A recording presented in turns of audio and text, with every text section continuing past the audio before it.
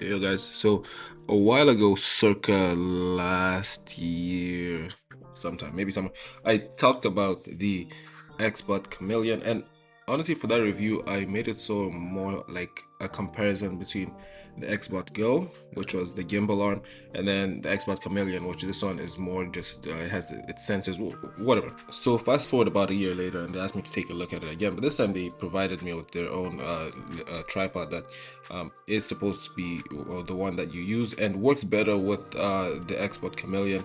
And I said, you know what, like why not? And also last year when I used it, I used my own tripod, and the angles weren't like really good. Like I didn't put it at like the best positions, right? So you're supposed to have it a little like elevated, just so you could easily use the AI and be able to track you or the player or whatever, right? It's supposed to be for fast moving scenarios, especially sports scenarios. I think the best part about this is that it is way more straightforward than just the XBOT Go. This one has the sensors at the front, and it's much simpler, right? So it doesn't have all the buttons and the gimmicks and everything that are going to be used for controlling the device. Whereas this one focuses more so on simplicity, as well as just being able to control what you need on the remote, which I kind of like that, right? Like instead of having to use the controls on the gimbal, having a remote just makes it like it simplifies things, right? It makes it easier for you to be able to control remotely without having to kind of just interact and potentially mess up the shot when you're using the gimbal itself. So once mounted on the tripod, once you get the fun out of the way, like it's really cool, right? So the sensor there is going to be useful as well when using the device. But once you connect, if you've ever used their app before, it'll take you through a guide and just how you're able to lock into a player, and then like, or yourself, and then the AI will kind of highlight you and then like just follow you along and see what you're doing, and then like slowly like follow you as it pans and so on. And you can use this during live scenarios, so people are playing sports.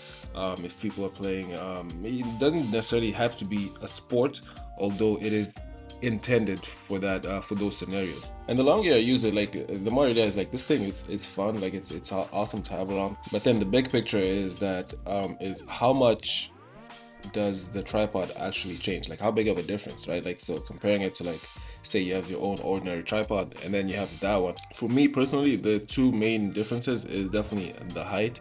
So the tripod that is specifically designed for the Chameleon, it doesn't get as tall as say my normal ordinary tripod that you can just buy off Amazon, right? So that one I believe goes to maybe like about 72 inches.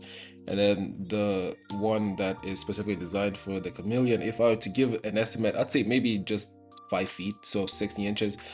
It's not the end of the world, but if being elevated makes it easier to be able to use and lock on to people, and I would have loved to see like, you know, the tripod that's specifically designed for the Chameleon to at least have some higher elevation. If they made it so like you could extend it to what it already is. And then the other difference is that it has a base that is specifically designed to fit perfectly the Chameleon in a way that when it is like tracking you or spinning along its axis, it's going to do it smoothly, and it's just going to be seamless, right? Whereas maybe if you have like a different tripod or your own tripod, it may not work as well. Like it may not be as smooth. Like it could still work. Like it is a possibility that you could have one that its design is capable of working with the Chameleon, but having its own original one, um, I know it just makes it simpler. But the bottom line is, I don't think it is revolutionary, right? Like if it had different components on it or different things that would just make it worthwhile, like being able to raise the elevation or change the torque manually or even change the angle, then that would be really awesome. But the fact that it pretty much is just a tripod that is designed specifically just to allow it to be able to rotate on its axis, and the app is going to be the bread and butter, because there you're going to have all the features and be able to control the gimbal as well. So that's where you'd be able to choose, for example, if you're on team sports tracking, you can follow a jersey number, which that one I thought was pretty cool. You can capture different highlights. You can have a live scoreboard feature. So it has an AI processor, which is the reason why it's able to track whoever or whatever you want it to track. And the best part is that it has an 8-hour battery life. But the only thing is charging for 1 hour gives you 2 hours. So to get a full charge, you'd have to charge for about 4 hours. With the whole operation would be 12 hours, right? Because you'd have to use up all 8 hours and then have to charge for the other 4 hours. So that is quite lengthy, right? In my opinion, I'm not gonna lie about that. But if you plan ahead and know when you're going to use it and how long you're going to charge it, then there shouldn't be any issue with that. So bottom line is, in 2025, I still think it's a good gimbal. It does definitely still hold up, and especially the AI tracking, which is the most awesome part. The tripod, the P1, is decent, but it doesn't have all the necessary features I think one would need, like if you really want to take advantage of all the important features of the gimbal itself. But other than that, everything else still holds up, and I still definitely would recommend this gimbal in 2025. But that's just my opinion. Let me know what you think, and I will catch you in the next one.